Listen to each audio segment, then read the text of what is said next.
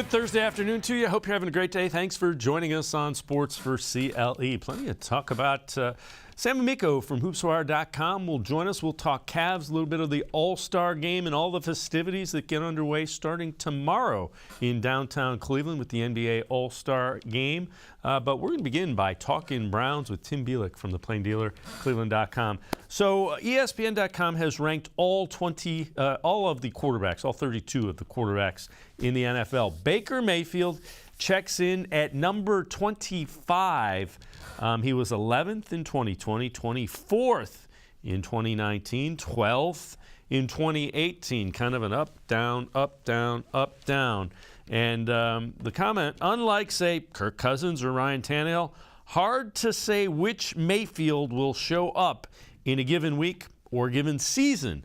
And it's tough to build a team around a player like that. With that, let's welcome in Tim Bielik from the Plain Dealer, cleveland.com. Tim, fair ranking the way he played last year and a fair comment. He's been up and down, and that is not a way you really can't build around a guy like that.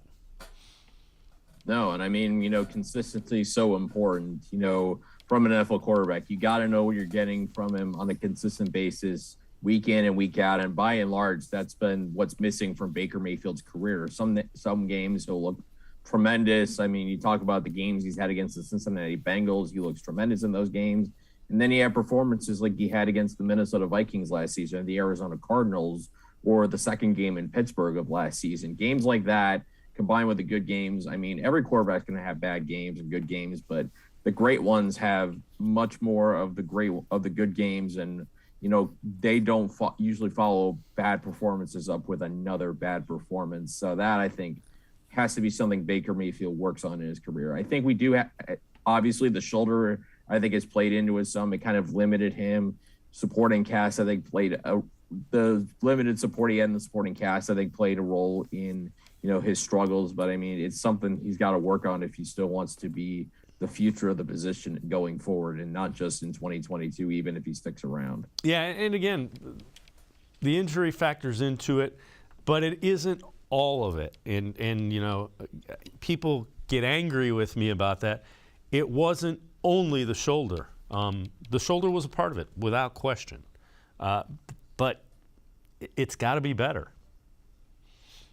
No question about it. I mean, no one's saying if Baker Mayfield is good enough in 2021. I think we could all see that, just in the way he's performing. Even without looking at the numbers, you could just watch him and tell that he just wasn't himself. And, that's something he's got to really work on the offseason is, staying sound mechanically, continuing to improve mental processing, because that's where I think he still needs to make a big leap is how does he read defenses? How does he handle certain situations? And most importantly, how does he approach those game-winning drives with about 2 minutes to go when the ball's got to be in his hands and he's got to make plays? It doesn't matter what's going on around him. He's got to make plays.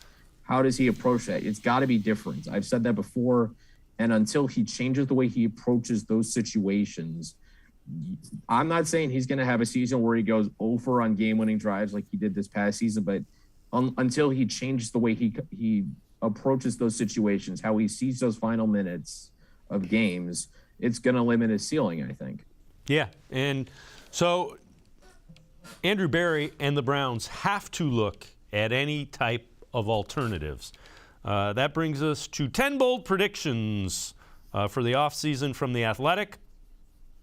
One of them involves the Browns. They say the Browns will trade for Matt Ryan. And when you look at it, if a team offered the same deal the Eagles took for Wentz, conditional second, that could turn to a first plus a third, would it be enough? I got to say, I am not interested in trading for Matt Ryan. If you gave me Matt Ryan maybe 5-6 years ago, I might consider it.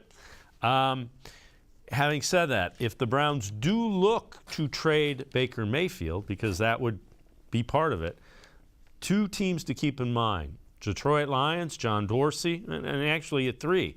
Alonzo Highsmith is with the Seattle Seahawks. There's one that's interesting. And obviously, Kwesi Adolfo-Mensah now with the Vikings. Those are three teams that you think of when you think of ties to Baker Mayfield and people that have thought highly or seen him play at a high level. But your thoughts on the Matt Ryan Falcons potential trade? If it was 2016 Matt Ryan and he had Kyle Shanahan back with him, we know when he won MVP, took Atlanta to the Super Bowl. Aside from the 28-3 jokes, that Matt Ryan was just fine. And if that was what the Browns were getting, like you said, that would be a no-brainer. But I think, Matt Ryan he hasn't played as well as you would expect him to play. I think what he did that season seems like a product of the Shanahan offense. An amazing year from Julio Jones, a defense that was really good, but hasn't quite looked the same as from that season. And obviously, losing all the guys they didn't help. Julio Jones not being the same player didn't help. Kyle Shanahan going to San Francisco certainly didn't help that in any way, shape, or form. But I look at Matt Ryan. I mean, he's 37. He's going to be 37 years old when the season starts. I mean, the cap hit alone makes this tough to swallow unless Atlanta is able to eat a bunch of that cap hit in a trade. I don't know if I would do it. I get it for consistency's sake. I mean, it goes back to what we were just talking about earlier. Consistency at the position is one of the bigger things I think the Browns should be seeking, but you're also kind of forcing yourself into this 2-3 year window if you trade for Matt Ryan, because again, he's 37 years old. He's not going to get any younger. Who's to say he's still going to be good at 39 or 40? So you're kind of boxing yourself in. And the way I've seen the Andrew Berry, regime play out in the last couple of years, one thing that he wants is flexibility. He never seems like the guy who wants to push all his chips into the middle of the table. I'm not saying he won't do that, but nothing that I've seen so far tells me that he would ever do that. So those are reasons why I just don't see a Matt Ryan trade to Cleveland really happening. Yeah, I would agree. Well, Colin Cowherd, and again, he has broken his vow not to talk about Baker Mayfield. Not a surprise. He talked about the options at quarterback, veterans, and what he thought the Browns should do. Mary Kay's story is they're considering veteran quarterbacks. As much heat as Carson Wentz gets, he's 6'5.5", 237, big arms, super mobile, 27 TDs and 7 picks. I would move on that in a second. Now, Jim Irsay is furious about the playoff loss, and I've said this before about Carson Wentz. We need to contextualize this.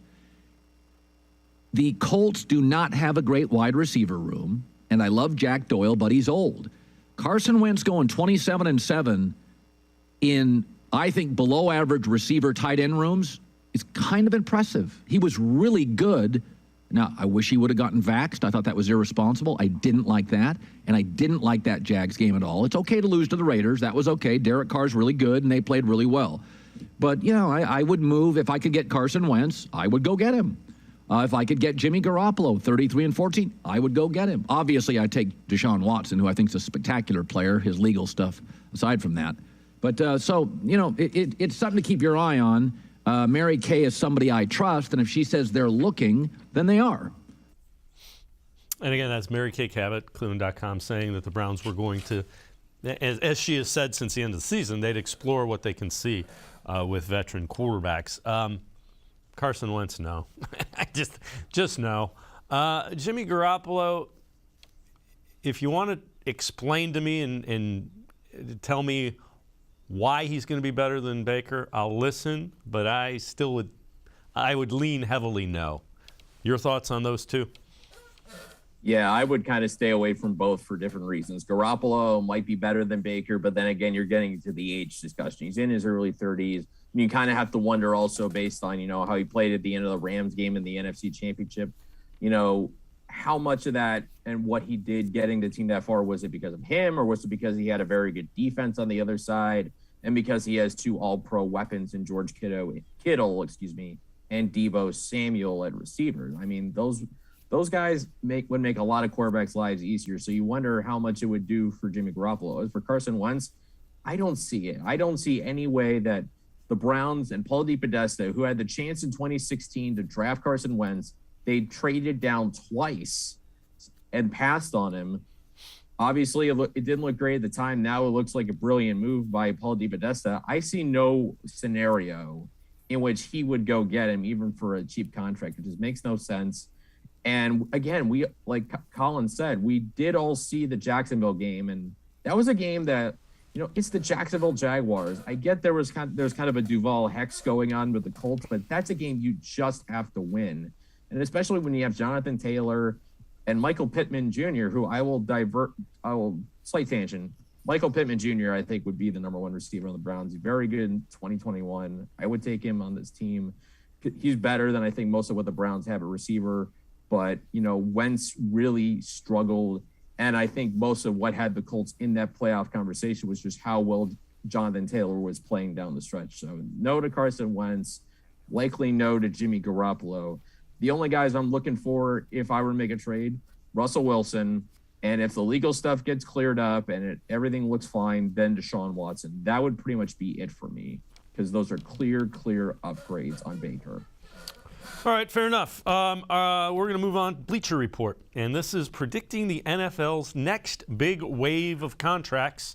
And on that one, with one of the biggest, is the Browns' Denzel Ward. They say 5 years, $100 million, $20 million annually. It's based on the deal that the Saints gave to Cleveland native Marshawn Lattimore. You look at it, it's pretty expensive. But Denzel Ward sure looked like a number one corner this year to me. Yeah, it was a great season for Denzel. I know he was a little up and down in the middle of the previous two seasons, 2019, 2020. He's had some injury issues, but when he's been healthy and when he's played, he's been sensational. I mean, you look at the numbers he's put up. I mean, he only had the one interception. He had the 3 interceptions, this season, the pick 6 against the Bengals, which really turned that game around. He was sensational this season for the Browns, and for the identity of this defense, the way they want to play, if they want to play with a more nickel type base, you want to have 3 corners, you got to have a pure number one. You got to have a number one guy that can take a top receiver out of his game and really give him a lot of problems. And that's what Denzel Ward does so well. I know there's durability questions with him, but at the same time, when he's out there, he's very good. And he really makes everybody else in the secondary better because he can be on an island. You don't necessarily have to worry about him. Receivers will make plays on a corner just like any, but Ward's, I think, as good as there is. That seems like a lot of money, but you got to pay guys to keep guys, and you pay stars, and Denzel Ward is clearly a star of this defense. Tim Bielik from the Plain Dealer, cleveland.com, and I are going to step aside, take a quick time out. On the other side of the break, we head to the voicemail of Truth and Reason. This one about one thing that might have been missing from the Browns' passing game this season. We'll also hear more from Colin Cowherd about the Browns' passing attack. Sports4CLE, be right back. Stay with us. Life is getting back on track, and you can too. If you or your family have experienced financial hardship as a result of COVID-19, Tri-C can help with tuition assistance. Safely get the in-demand degree or training you need with online and on-campus classes. Go to tri-c.edu to check out our programs and resources. So, what are you waiting for? Register now for spring classes. Tri-C is where futures begin.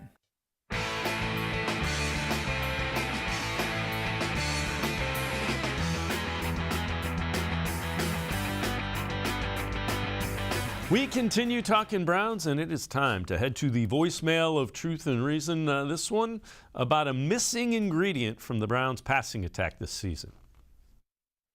Hi, Jim Kelly in Cincinnati, a longtime Browns fan. I've been listening to all of the shows lately, and there's been a lot of attention made to the fact that the Browns have one of the best backfields in football. This is true when both members of the backfield are healthy.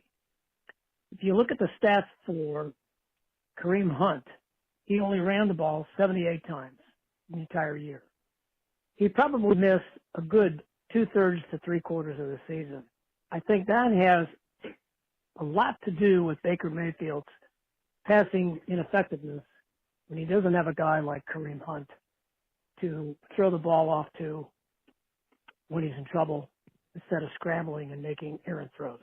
Your thoughts? Thank you. Love your show. Appreciate the call. We appreciate all of the voicemails. I absolutely think having Kareem Hunt back would have helped the passing game a great deal. not only running, but because he's a really good receiver. But Tim, I think it is much more complicated than, boy, let's get Kareem back and everything will be okay. And I say that because nobody threatens a defense. That's kind of, in watching playoff football this year, everybody that was in the playoffs had a wide receiver out wide that threatened. The defense was like, man, what's he doing? We got to. The Browns just didn't have that element to this offense. Not at all. And I mean, I do agree that Kareem Hunt being out maybe had a little impact. I mean, it's clear he has big playability as a running back. He's a better receiver than Nick Chubb when it comes to an option in the backfield for Baker Mayfield to throw to in certain situations. But I agree with you. I mean, the issue for the Browns this year, and it was magnified this year more so than last year, because last year, the scheme was working very well. Everybody stepped up. A lot of players played a little above their level.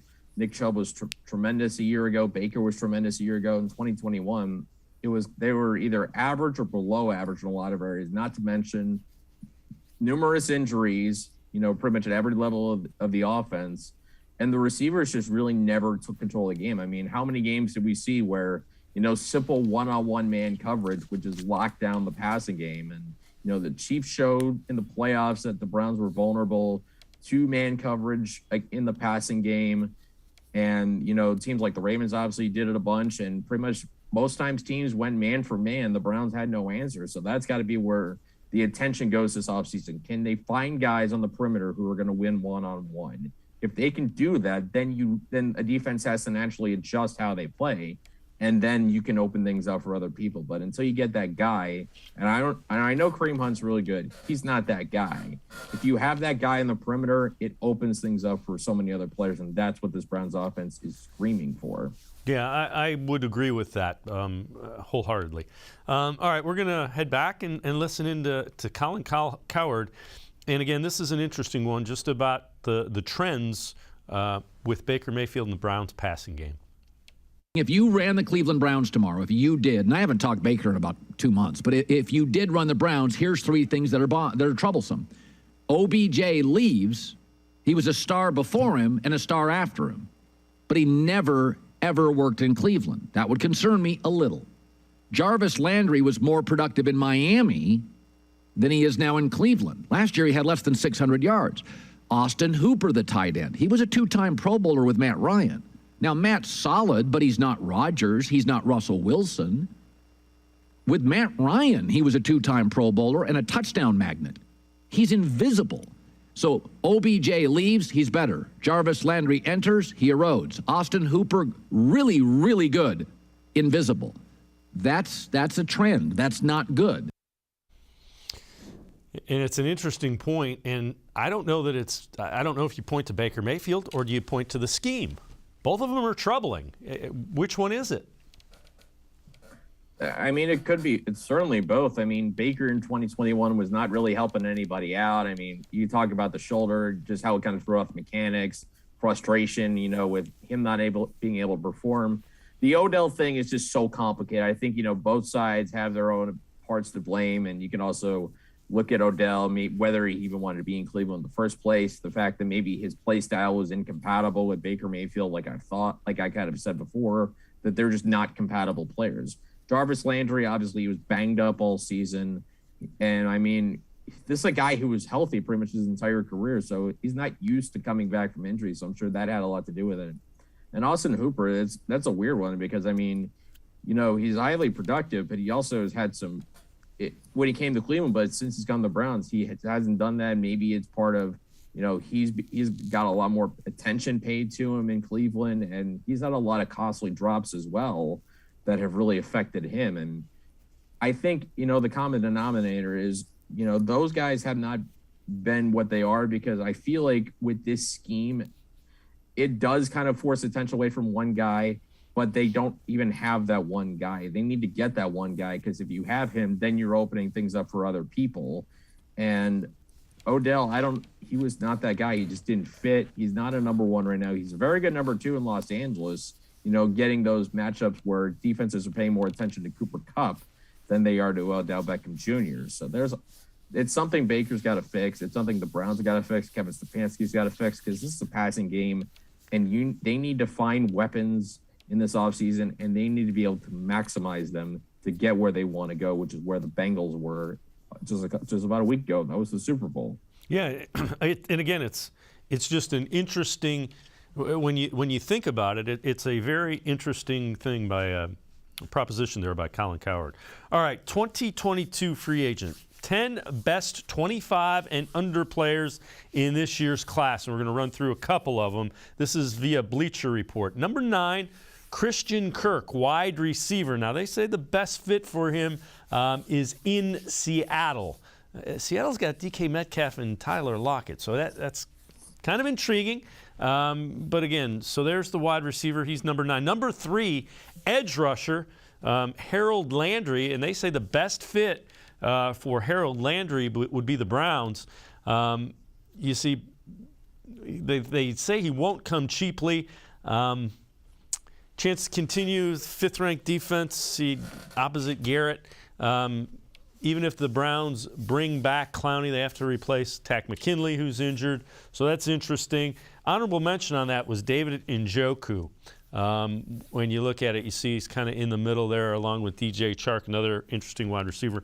So when you look at that, who of those 25 and under, that's kind of the sweet spot as far as age goes with Andrew Berry, at least in the first 2 years.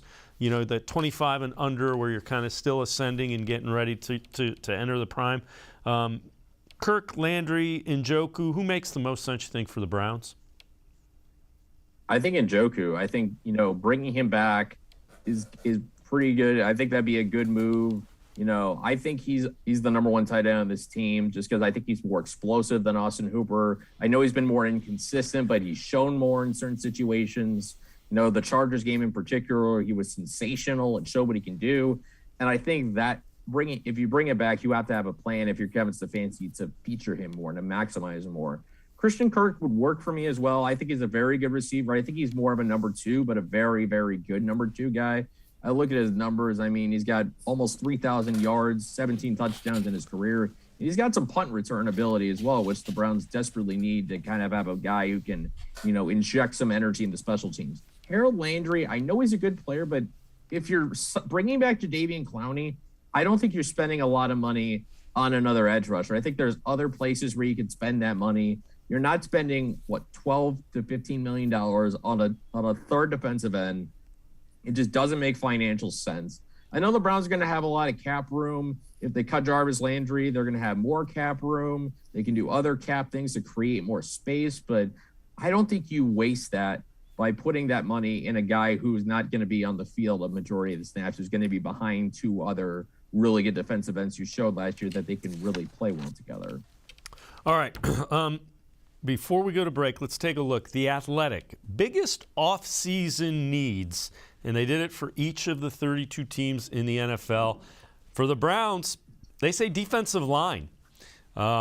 Pressing need is the line. New starting tackles, have to add to the pass rush group, even if they re-sign Jadeveon Clowney. I know the defensive line is a big need. Do you think it's the biggest need? No, I do think it is a need. If Jadeveon Clowney doesn't come back for whatever reason, then it vaults right up to a 1A, 1B with receiver. Because, I mean, you still got to be able to generate pass rush. And this Browns scheme, they don't blitz a lot. So you need to get a lot of pressure with the front four. You kind of have to model it with what the 49ers do. You got to be able to get a defensive tackle who can get some pressure in there. I think that's more of a need than defensive end, especially if Clowney comes back. But to me, number 1 by far is receiver. And it's got to be an overhaul of the position. I'm not talking 1 guy. I'm talking 2, maybe 3 guys. You probably have to move a guy or 2 out of there. I mean, it's got to be completely reconstructed because you got to at least give your quarterback a shot. And as we saw in the playoffs, like you said, I mean, these teams have great quarterbacks, but they also have great skill players to help them out. And the Browns just didn't have that. So you got to be able to do that. You got to be able to give your quarterback some help. I mean, you can't expect the quarterback to play Superman if he doesn't have anybody to throw the football to in those situations. So I understand where they're coming from about the defensive line. I would target that as my second need, in the offseason or the draft or whatever, but nothing to me takes bigger precedence than getting some help and some significant help at receiver. Yeah, and the thing I would say is there's no Myles Garrett in that receiving room, and that's why I think the wide receiver need is significantly higher than the defensive line. We're going to step aside. Tim Bielik and I will be back after the break. We'll head back to the voicemail of Truth and Reason. A question on if one of the Browns' free agents will be back. We'll also take a look at some rookie grades from 2021 draft. Sports for CLE will be right back. Stay with us. The Ohio Lottery Partners in Education program recognizes role model students and teachers from across Ohio. Nominations can now be done completely online. To nominate a deserving teacher or student, go to ohiolottery.com. In the About section, find Partners in Education. There you will find links to the nomination forms. Students kindergarten through 12th grade can be academic all-stars. Teachers can be honored as a Teacher of the Month. The Ohio Lottery Partners in Education, where stars shine.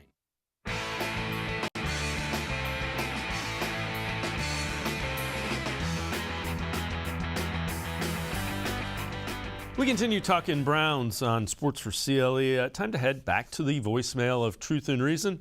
This one about one of the Browns' running backs. Dearness Johnson, I believe, going into free agency. You can answer if I'm wrong or not. But anyway, I was wondering, do you think Dearness is going to stay in Cleveland, or is he going to go somewhere else? I've seen a lot of videos on your channel where a lot of people spoke about Dearness, and I really want him to stay. I think he could be maybe the second running back behind Chubb if Hunt doesn't stay. But I was just wondering your opinions and what are the chances? All right, we appreciate the voicemails. So he is a restricted free agent, so the Browns could match any offer that he gets. Tim, we had a voicemailer a couple weeks ago, it might have been last week, who thought he might make a really good candidate for trade. That makes a lot of sense to me because he is valuable, and you could turn him into something that you need even more of. Having said that, it's a real nice luxury, and it is a luxury to have three running backs like the Browns have.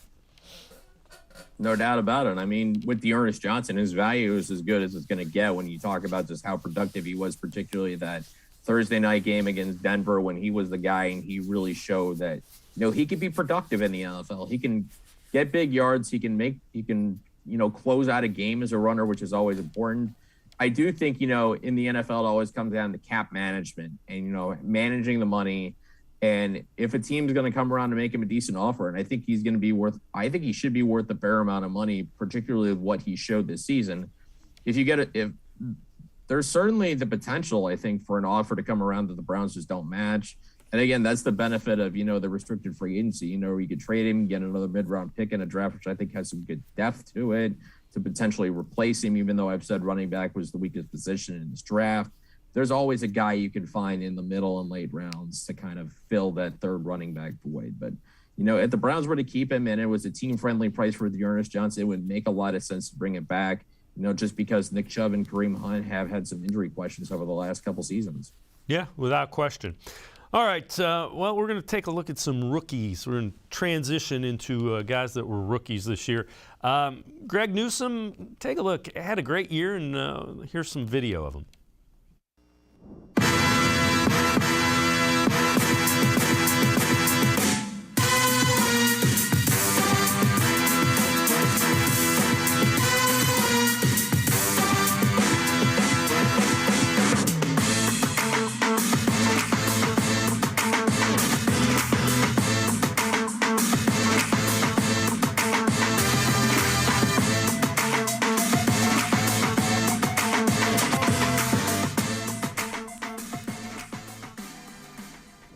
Tim, best thing I can say is teams did not try to throw at him opposite Denzel Ward, and that's the sign that a rookie is playing well. When they don't try to pick on you, you're doing something.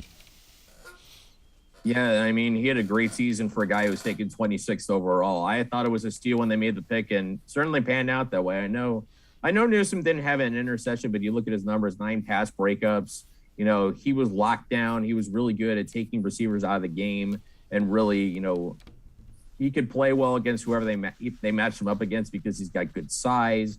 And I think he and Denzel Ward are going to be a fun cornerback duo for years to come. I think Newsome, if he can get some takeaways, may have some Pro Bowl potential there. He's at least shown right now he's already got very good ability. He's young. He covered very well, and that turned out to be a very, very good pick for the Browns. The sky's the limit, I think. I don't know if the sky's necessarily the limit, I should say, with Newsome, but he's got a chance to be a very good corner if he keeps this up and he stays healthy going down the road. But Browns look like they got themselves a good one. Yeah, let's head to CBS Sports, redrafting the 2021 NFL Draft. So the Browns, CBS Sports has the Browns taking Jeremiah Owusu-Koramoah with the 26th pick because Greg Newsome was taken with the 9th overall pick by the Broncos. So that shows you how good the Browns draft was a season ago. They got their second-round pick with their first-round pick because their first-round pick went 15, 16, 17 slots higher at number 9 overall. So they had Newsome going top 10 and Owusu-Koramoah still being the Browns pick at 26.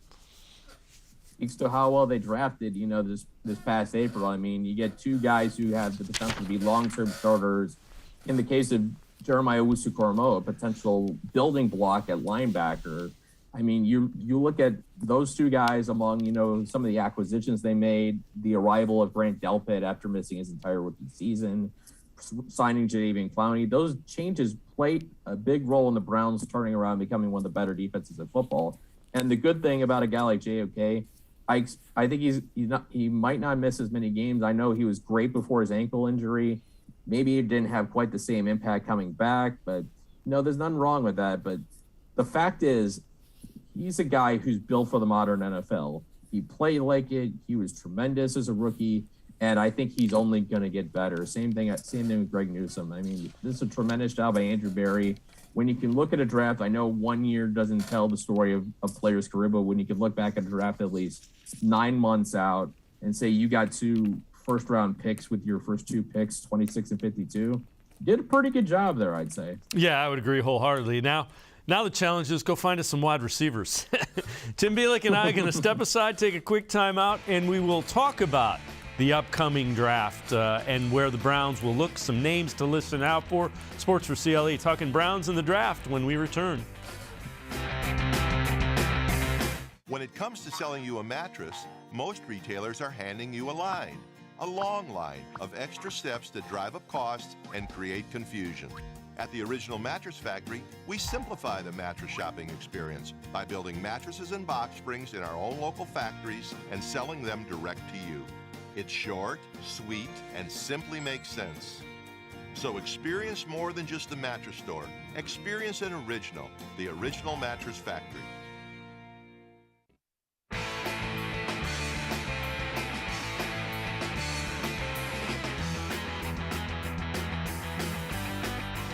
Tim Bielik from the Plain Dealer and cleveland.com and I continue talking Browns. Let's head back to the voicemail of Truth and Reason. This one revolves around the wide receiver position.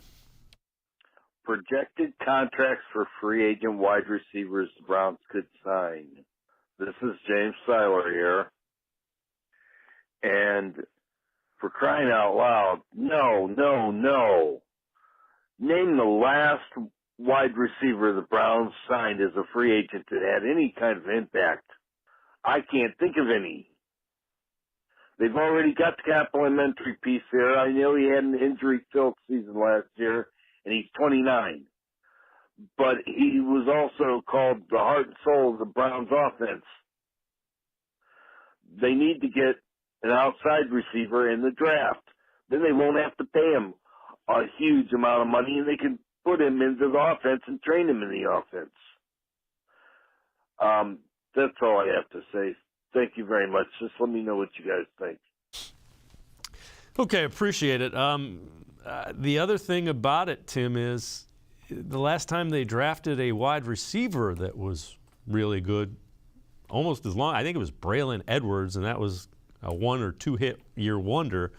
I get the point. What are your thoughts? Wide receiver draft or free agent? And I keep coming back to they need a guy that comes in and can make an immediate impact because we don't necessarily have that guy. And I think Landry as a number 2 underneath guy is overpriced at $15.6 million or whatever his cap hit is. Yeah, I've been on record before, and I'll say it again, that I think both is the best way to go. Double dipping, maybe even triple dipping.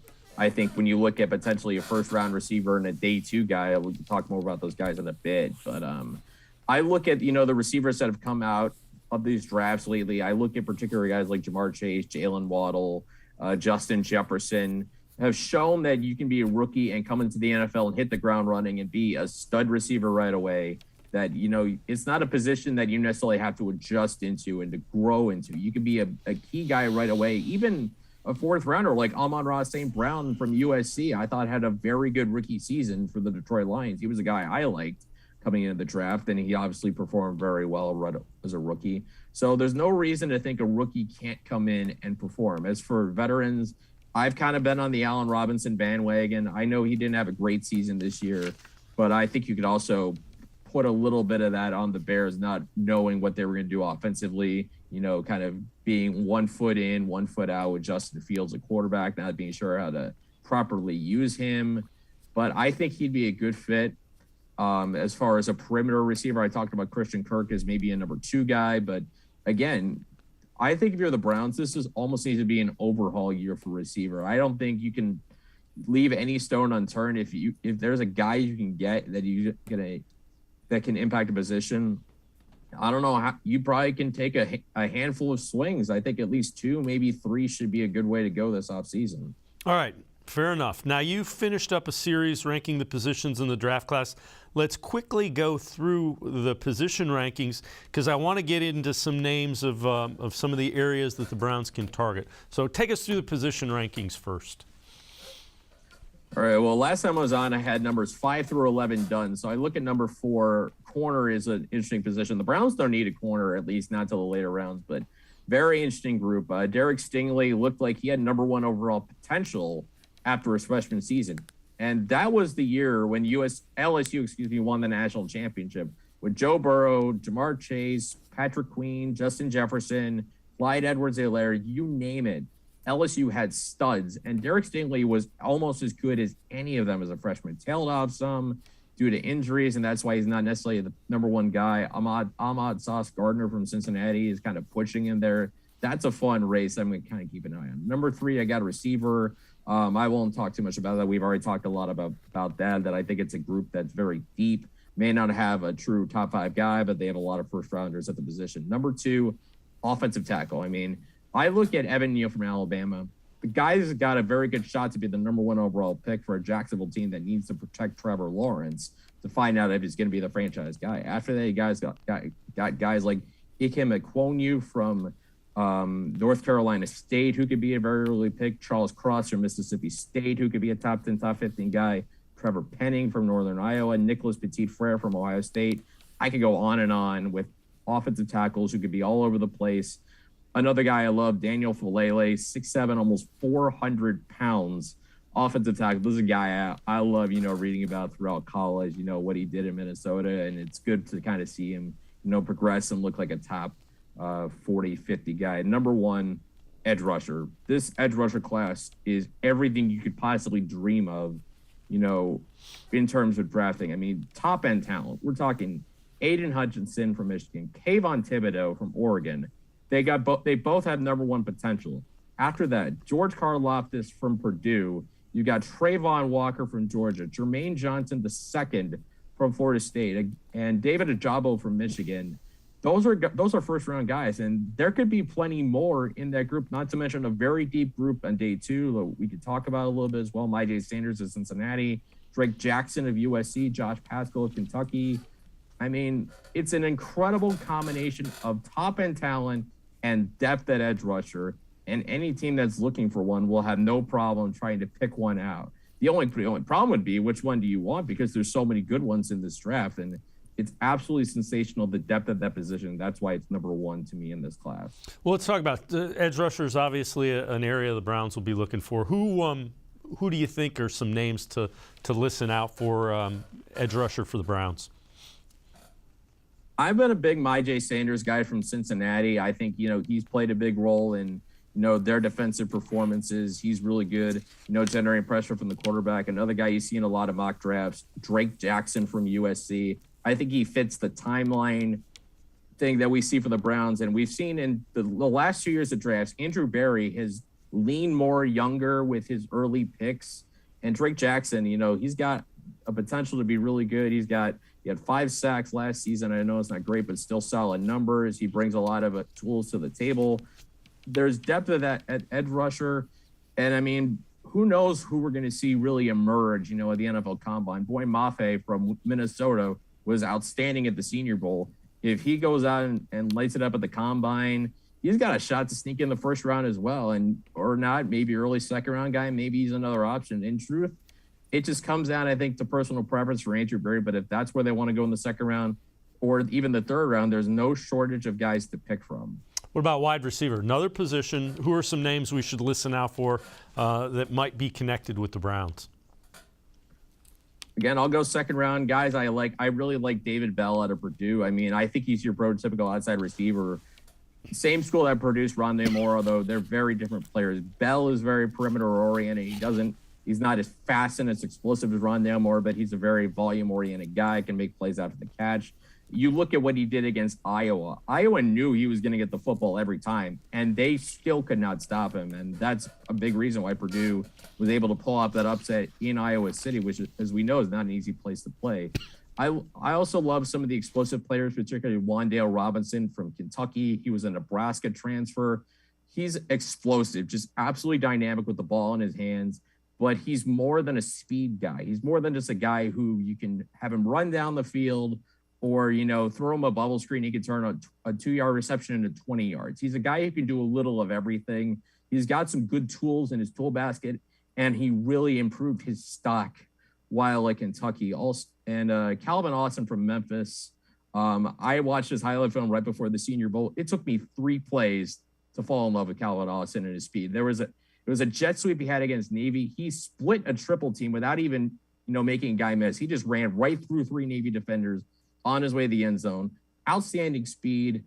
I know teams are looking for the next Tyreek Hill. I think that's a little much to say when you're trying to compare any speedster to Tyreek Hill, but I think when it comes to pure speed, there's a lot to love in Calvin Austin's game. So again, like edge rusher, there's a slew of guys they could pick from on day 2 if for whatever reason they don't only go for day 1, even like I said, they want to double dip at the position. Tim Bielik from the Plain Dealer as well as cleveland.com. Good stuff as always, Tim. Appreciate the time and the insight. Thanks very much. Got it. Thanks for having me, guys. Have a good day. You too. Tim Bielik. Make sure you read him. Pages of the Plain Dealer as well as cleveland.com. We're going to step aside, take a quick time out. We shift our attention to the Cavaliers. Sam Amico from hoopswire.com will join us talking Cavs when we return to Sports4CLE. Stay with us. Life is getting back on track, and you can too. If you or your family have experienced financial hardship as a result of COVID-19, Tri-C can help with tuition assistance. Safely get the in-demand degree or training you need with online and on-campus classes. Go to tri-c.edu to check out our programs and resources. So, what are you waiting for? Register now for spring classes. Tri-C is where futures begin. The Ohio Lottery Partners in Education program recognizes role model students and teachers from across Ohio. Nominations can now be done completely online. To nominate a deserving teacher or student, go to ohiolottery.com. In the About section, find Partners in Education. There you will find links to the nomination forms. Students, kindergarten through 12th grade, can be academic all-stars. Teachers can be honored as a Teacher of the Month. The Ohio Lottery Partners in Education, where stars shine. I am powerful beyond my wildest imagination. I will define my future. I will keep challenging myself to improve. Because I am a future leader of this great nation. I will be responsible for raising a beautiful family. And educating not only my generation, but many more to come. I will make a difference in my community. And I will stand up for what I believe in. I will not settle for simply chasing my dreams. I will achieve them. Because I was given a chance. An opportunity. A home. At Family, Career, and Community Leaders of America.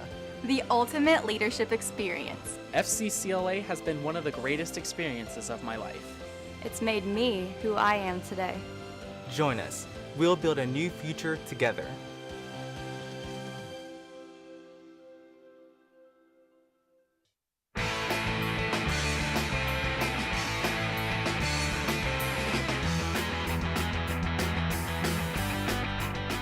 We turn our attention to the Cavs, who will be hosting All-Star Weekend for the NBA this coming weekend. Let's welcome in Sam Amico from hoopswire.com. Sam, Cavs lost a couple to end the first quote-unquote half of the regular season.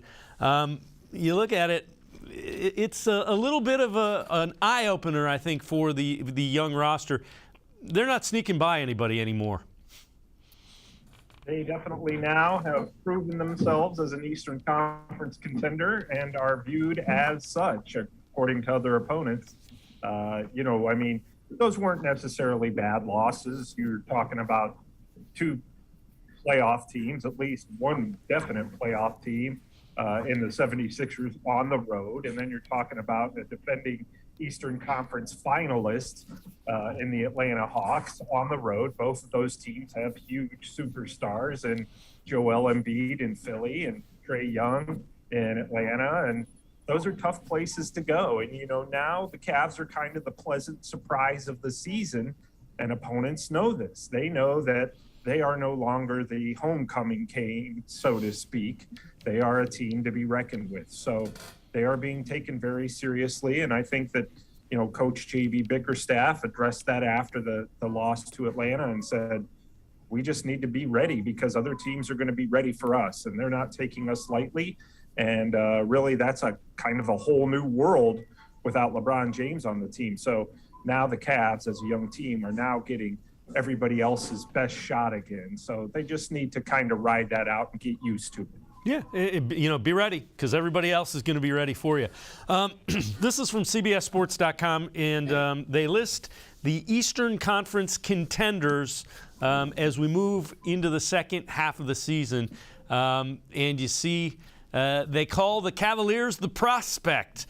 And all of a sudden, you look at it, East is loaded. Boston's playing really well. Hawks are putting things together. You've got the 76ers with Harden, the addition. You got the Bucks, who are looking to add some pieces on the periphery. The Nets, with Ben Simmons to team up with Kevin Durant, who will be back, and Kyrie Irving.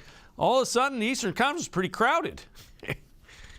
Yeah, and that, it should probably be that way until the end of the regular season. You may be fighting for playoff position on that final game. If you're the Cavaliers, also another team, Toronto, has been playing particularly well too. So and of course the Bulls are in that mix. So there's no shortage of teams really 1 through 7 that could go any way. And the Cavs just have to maintain doing what they're doing. I thought that the last 2 games, their defense slid a little bit. Maybe that's the dog days of the NBA season where, you're kind of just waiting for the All-Star break. You had a couple of road games. And, even though Lauri Markkanen's not a lockdown defender, having that extra 7-footer in there to protect the paint, not having him, I should say, has been a little bit of something that they've needed to overcome. So, all of these teams being in the mix is great for the fans. It's great for the NBA, and it really shows a lot of parity. And, if you're the Cavs, you just got to keep doing what you're doing. And even though they lost the last 2, they've still won 13 of the last 18, and they still are in an excellent position.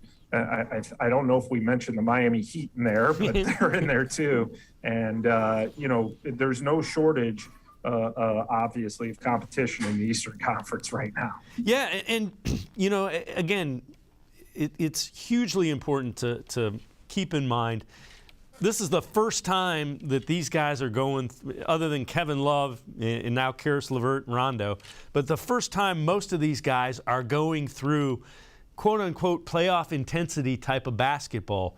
So give them some time to adjust, and let's see how they can. Here's the thing. Every time they've been presented with a challenge with J.B. Bickerstaff this year, they've responded. Let's see how they respond to this. Yeah, that's a big part of it is, this is a good test for them. This is when the veteran teams are going to start, and the veteran players are going to start playing kind of playoff basketball. They kind of ramp it up a little bit after the All-Star break, and the Nets are going to be getting Kevin Durant back. And you assume that they're going to get Ben Simmons actually in uniform at some point. And then they still have Kyrie Irving, of course. That's a deep, tall team with a lot of experience. They're going to ramp it up. The Miami Heat, 2 years ago, this team was in the finals in the Orlando bubble. The Milwaukee Bucks, obviously coming off a championship. Just those three teams alone really are teams that you're going to be, forces that to be reckoned with. And if you're the Cavs, yes, you just need time to feel out this process. Like you just said, Dave, their core is very young. When you talk about the big, quote unquote, big three of Darius Garland, Jared Allen, and rookie Evan Mobley being your three prized players, those guys are going to get a taste early that they weren't expected to get this season of what playoff basketball is all about. So, again, if you're JB Bickerstaff, you're continuing to preach the message, keep doing what we're doing, be cognizant on defense, and understand that you're going to go into games facing a lot more intensity than you were earlier this season, because this is when, again, teams that want to make a push to the finals are really going to start trying to, show their mettle. So word came out of Indianapolis that Tristan Thompson bought out and he's headed to the Bulls. Is that something the Cavs were looking at? And then let's transition into who are some names to keep our ear out for in the buyout market that the Cavs may be interested in? I don't think that the Cavs really had an interest in Tristan. They kind of felt like that ship has sailed. And he's been kind of, since he left the Cavs, he's really been a journeyman. I mean, he's been traded 3 times since 2020. The Bulls will be, his 4th team? If you throw in the Atlanta Hawks, he was, the Celtics, even though he never played for the Hawks, he was traded to the Hawks. Then he went to the Kings. Then he went to the Pacers, and now to the Bulls. So really his impact and effectiveness probably is something that the Cavs can get out of Ed Davis right now. You don't want to just bring a guy back because he's an old-time fan favorite and really not have him contribute that much, especially when you're in a position to make some noise at the end of the regular season and in the playoffs. So I don't think really it was something that the Cavs considered, and I think maybe Tristan didn't really consider it either. So there are obviously going to be other options for them out there. It's hard to tell who's going to be on the buyout market. We've heard the name Dennis Schroeder, who was with the Celtics and then got traded to the Rockets. Seems to be playing okay for the Rockets. It's going to be determined still what they intend to do with him. I don't know that the Cavs would have a big interest in him. They did have some interest in him at the trade deadline. But again, how would he fit in a season where everything's been about fit and your success is based on your unity and chemistry and all that stuff, not only on the court, but in the locker room? You don't want to run the risk of bringing in a guy who, last year had his issues at the end of the season with the Lakers, wasn't a fit in Boston that well, seems to be doing okay in LA. But that's a name to kind of keep an eye on. They're also going to look at, I think, more than veteran players, kind of in the NBA, some veteran players in the G League to potentially sign right before the playoffs or before the deadline for guys to be eligible for the playoffs. But I don't think that they have anybody like that they're really locked in right now.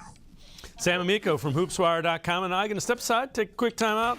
On the other side of the break, we'll turn our attention to a couple of All-Stars for the Cavs. 75th All-Star game here in Cleveland this weekend. We're talking Cavs basketball with Sam Amico from hoopswire.com when we return. Stay with us.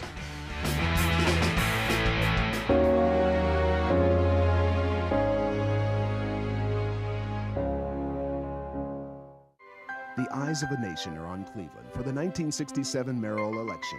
Seth Taft, the grandson of a U.S. president, faces Carl Stokes, the great-grandson of a slave. Stokes, a high school dropout who returned to school and earned college and law degrees en route to becoming an Ohio legislator, runs a textbook campaign, winning the support of black and white voters to become the first African-American mayor of a major U.S. city.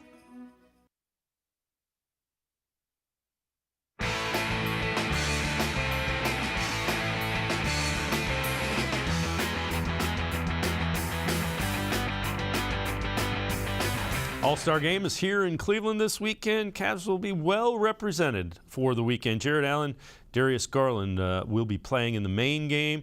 Evan Mobley, along with Isaac Okoro in the Rising Stars game. Let's take a look at this tweet from statmuse.com. Jared Allen, the best offensive rating, 130.6, and the best defensive rating by a player at 103.6. That's this season. Sam Amico, the question is, what took so long for Adam Silver to name him an All-Star? He was the last ad when James Harden was out. Can't be much better than other than having the best offensive rating and best defensive rating, he's apparently not any good, I guess, huh? But his special teams rating was really low. He's got to improve that special teams rating. Yeah, I think that really basically what it boiled down to was there were so many options. You know, once you got past the fan vote, there were so many options for the coaches. There are still some guys who got left out that probably are deserving. You know, there's probably 20 players in each conference every year who are deserving. Well, you don't have 20-man teams. You only have, 15-man teams? So, you know, even that's a stretch because you're talking about, you know, a lot of that's injuries and fill-ins and replacements and all that. So I just think that we kind of focus on the guards a lot in the NBA, and that's understandable. They're the guys who have the ball most of the time, so they're the guys that get a lot of the love and a lot of the attention. But truly, Jared Allen, to me, was very deserving right off the bat. You know, I was surprised that the coaches didn't select him. So the good news is he's getting an opportunity to go. And, you know, eventually nobody really remembers when you look back on an all-star game, well, he was there as a replacement player or he was there as a guy who didn't start. You just look back at who was there and, you know, that he got to experience the game and that he deserved it. So that's where Jared Allen is. Obviously, Darius Garland, to me, was an easy pick right away, right off the bat.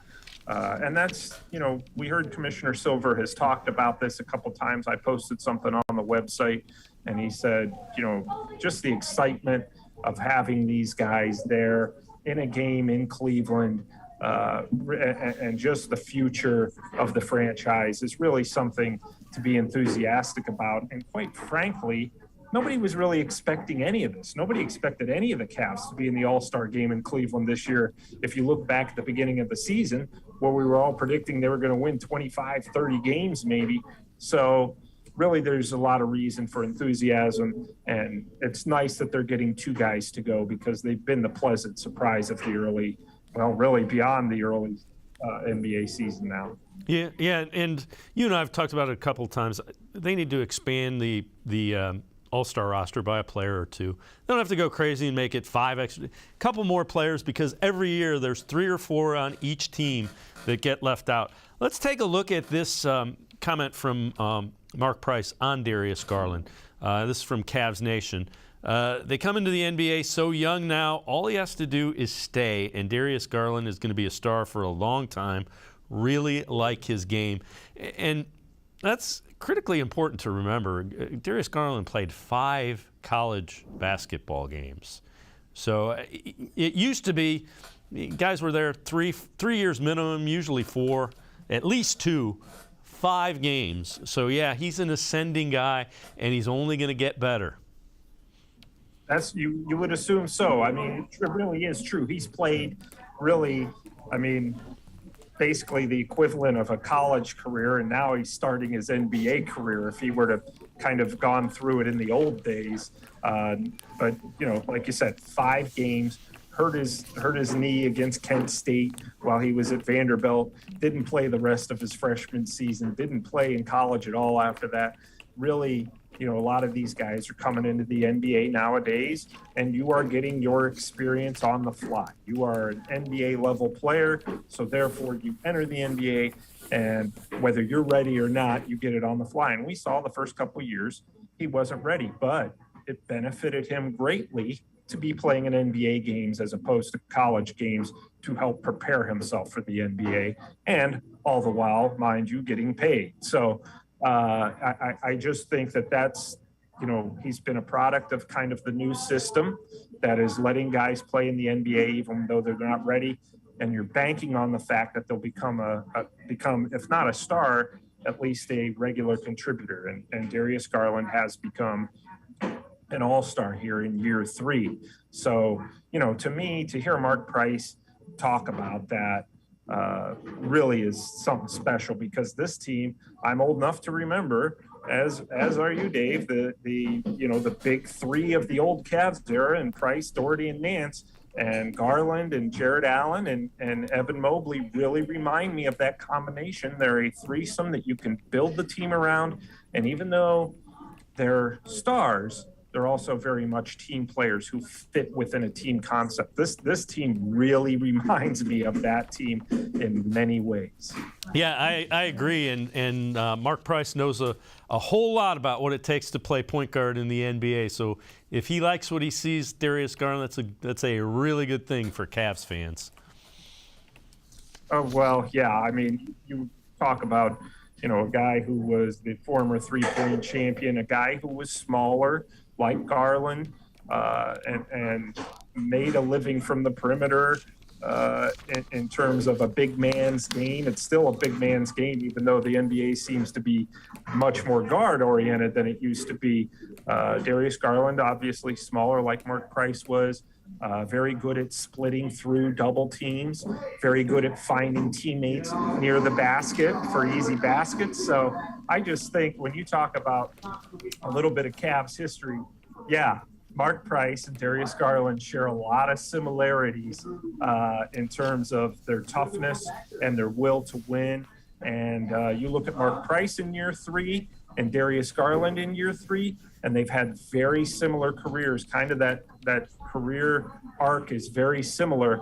And if Darius Garland ends up being like Mark Price for his career, he's going to have a really good career and go down in Cavs lore without a doubt. Sam Amico from hoopswire.com. Sam, as always, man, thanks so much for the time and the insight. Thanks, Sam. Hey, thanks for having me, Dave, and have a nice All-Star weekend. You too. I'm sure we will chat all about it next week. Sam Amico, make sure you read him.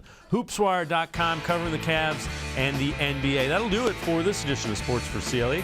See you back here tomorrow at 4 o'clock. Scheduled guests, the D-Man, Dennis Maniloff, and Brad Ward from BrownsWire.com tomorrow at 4 o'clock here on Sports for CLE. We'll see you then. Have a great night, everybody.